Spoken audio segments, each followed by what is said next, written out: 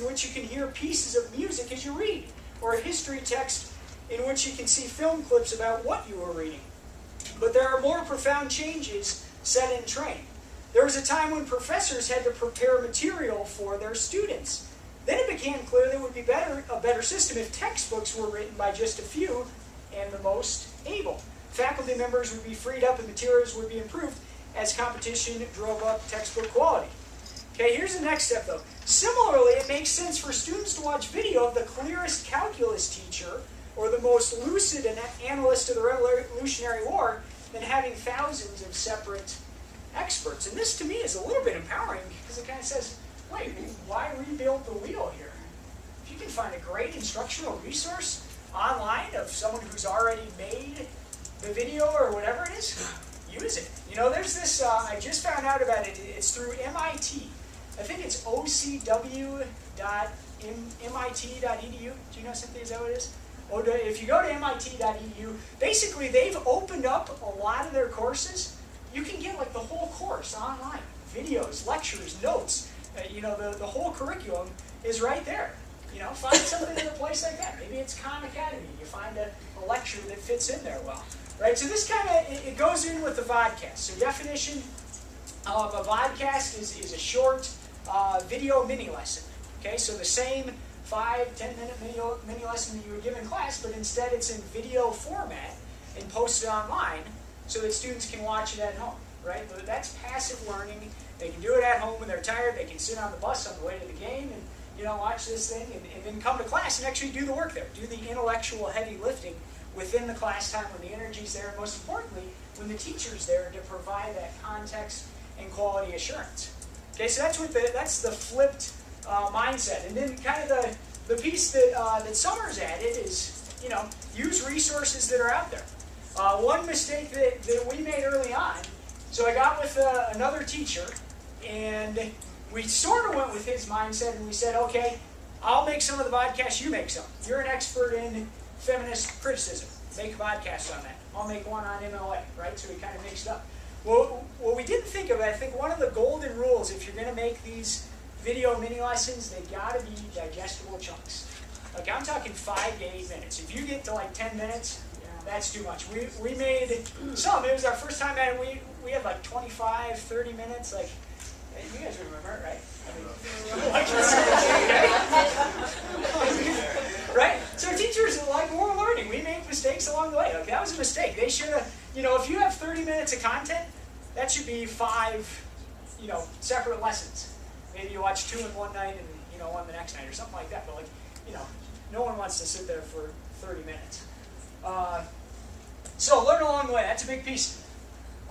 Here's what we do in class at times. 5 minutes reading, book of choice. Challenging, interesting. Sign up on the class blog for your book. Usually you do a status of the class, kind of quick check-in. What are you doing? What are you doing? Maybe sometimes students start working and then I check in with them. There could be 18 different things going on in the classroom, right? Especially with seniors, make your own calendar. Okay, you got 3 weeks of work here. Figure out what your due dates are. Figure this out, right? You're going to be in college pretty soon. I think that's a pretty big skill. Work ensues, stations, quiet reading, video viewing maybe, book talks. Sometimes we got you know, students working. Instead of, you got those classes, 30 kids, you try to have a book talk. How many kids are actually in the book talk? 4, 6? 6 would be great, right?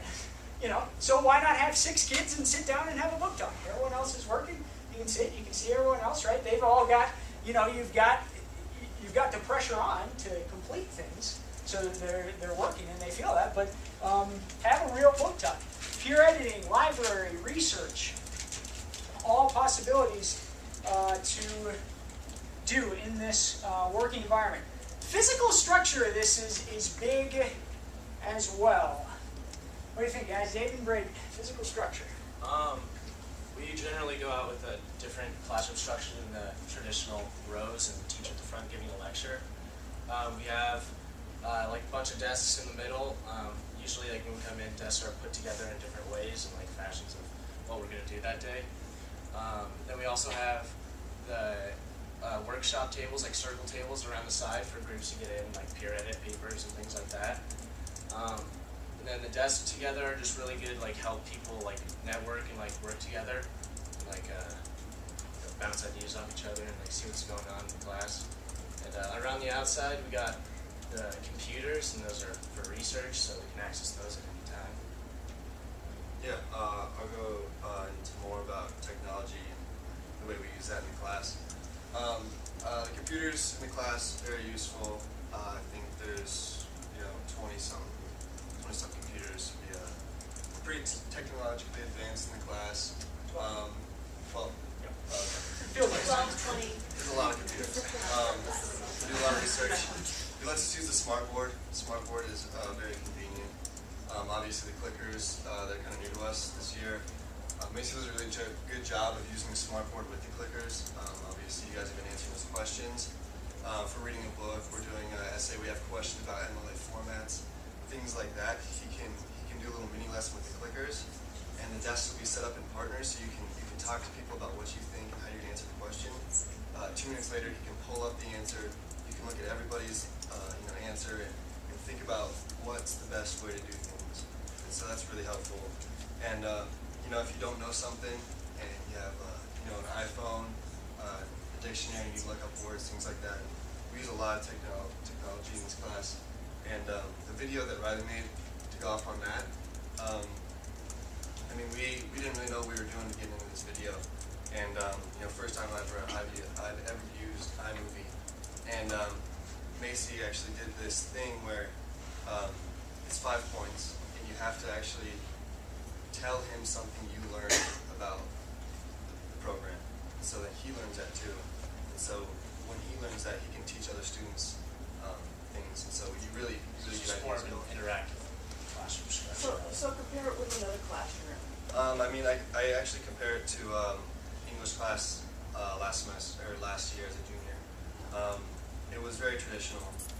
That's always the same way every day. Assigned seats for the whole semester. Every single day, I know my seat. I got in there. You can choose your seats when you get into Macy's class. You get to talk with new people you don't really know very well. So you were engaged. Yeah, it's very engaged. Yeah, exactly. And it keeps you motivated. It does. Just the activity in the classroom. Yeah, it's really fun. I was just going to ask you, do you think you're working harder in his class than you were in the traditional? Which one felt like it was more work for you? Yeah, so in the traditional one, I felt like I was just going through the motions. I read a book, you do your paper on it, you answer the questions, you turn it in, you get credit, checkpoint. You're just going through the motions. Here, he actually collaborates with you, talks to you about it, and you can do a first draft of just like a question. If you don't get like the book, you don't get a chapter in the book, you can walk in and say, Macy, I didn't really get this chapter, can I get an extension on it, and can you help me out with some plot points, things like that. And he's like, you know what, you can go research it, there's some databases, things like that. So that you had the time to go back and relearn Yeah, it. and he actually, giving extended time, it's been really useful. Sometimes, teachers are like, due date, you don't turn it in, sorry. And, Macy, it's like very understanding. I think it's really helped everybody out. It helps motivate you to get your things in. So, the kids that don't turn the things in on time, I put 6 sports this year, so I'm pretty busy. So, Macy let me turn in a project. He gave me the weekend to work on it. There we go. I have it on me. So, It's yeah. kind of like faculties operate, actually. They don't always get things in on time either. Exactly. They appreciate that kind of forgiveness. So that's amazing. We have a teacher that lets you do that.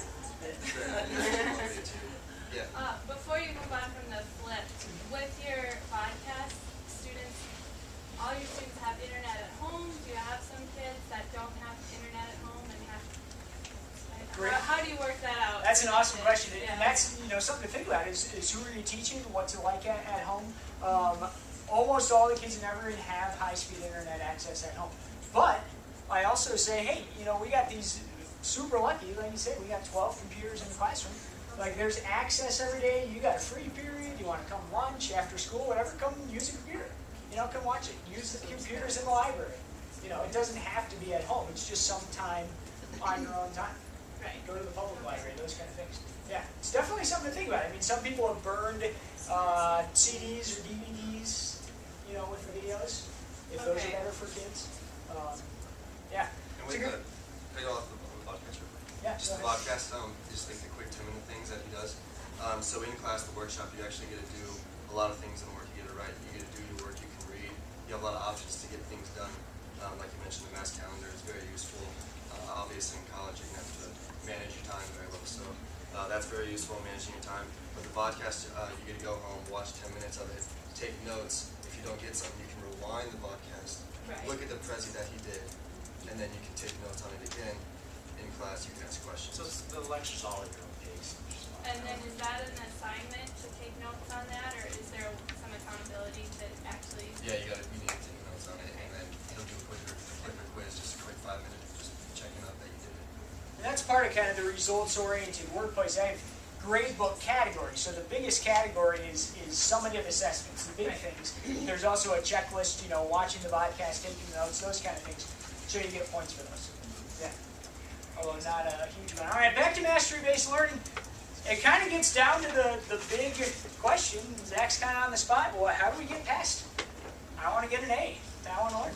Well, What do you think, Zach? we always, as a student in the traditional classroom, the goal's always been to get the A and do just enough work to get that A. Really, what Macy's trying to do is push us further and not say, I want to get the A, but rather say, I want to learn this and do my best work.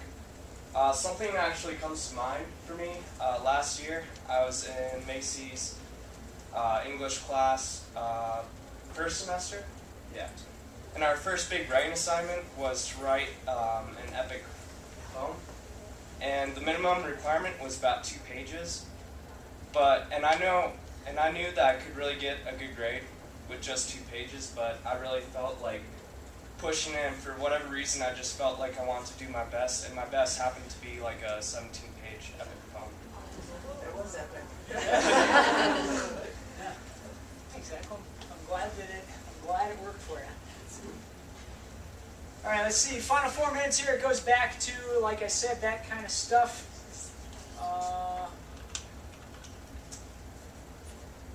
Again, Evergreen High School mission. Let's do a couple more clicker questions. If you could, we're on number 4. Final 5 minutes.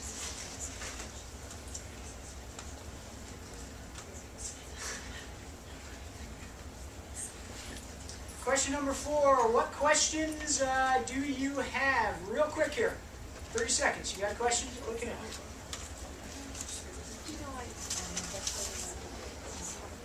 And if it doesn't get answered here, you can email us or whatever. Classroom doors always open if you ever want to come hang out.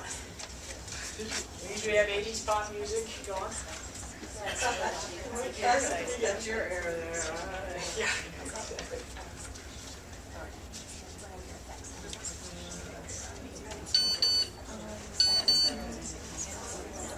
You can keep clicking if you need to.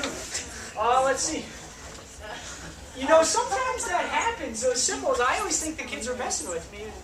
Unless one of you guys maybe it's a real problem. Let's see. Favorite assignment, matters most. Any of you guys have thoughts? Favorite assignment? Anything that was good or not as bad? Like the video one? Yeah. Okay. Let's see. How does one get started? Money for technology? I think getting started, I think it's just choosing one little piece and just go for it, You'll learn things every time. Like I said, the podcast, like this first big unit, like we put all this planning in over the summer, and it's like, man, these like podcasts kind of suck, after tons of work. But that's kind of, just try something. Try the blog. If you don't have a teaching webpage, make one. That'd be a great place to start. Okay, those things. Let's see. Best way to learn podcasting. I don't know. I might go to like YouTube or Google and type in podcast instruction and see what you get. I bet there's a lot of good stuff. There's some teachers at Woodland Park that have really done some good stuff with this. They do workshops and stuff in the summer, Bergman and Sam's. So you may check in with those guys. The program I use is called, I'll show you real quick. Let's see. I can't even remember the name.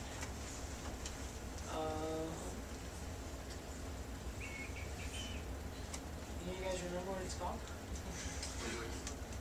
The podcast program. It's basically it records the screen, so it'll shoot your face.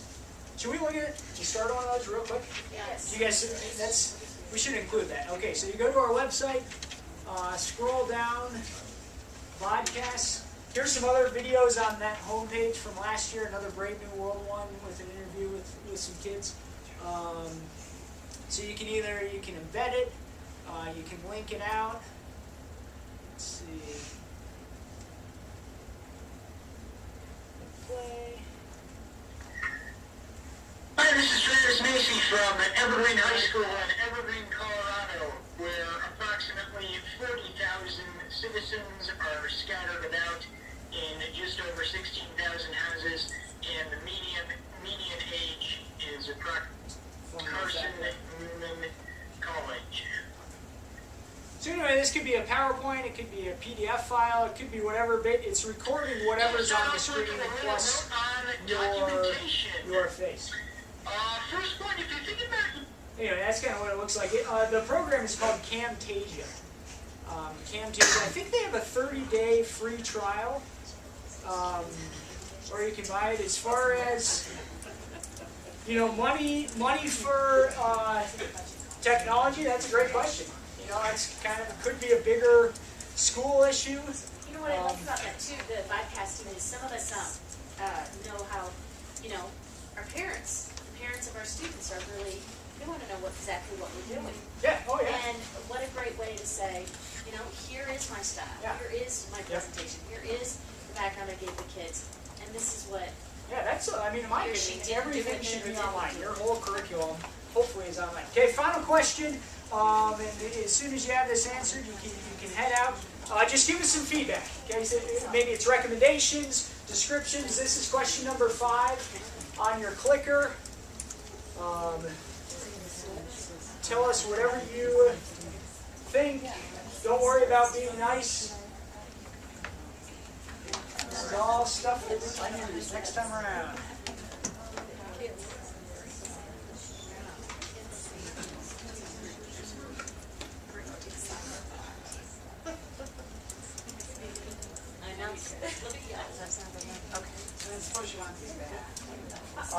Yeah. Well, the good thing about these clickers, kids never take them because you can't do anything. Like you take them, you can't do anything with it. Yeah.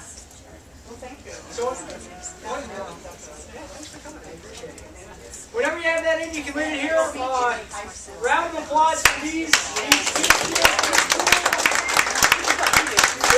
If you want to hang, if you have more questions for me or the students, please feel free to hang around. You can send us emails, otherwise you're out of here. Have a good one.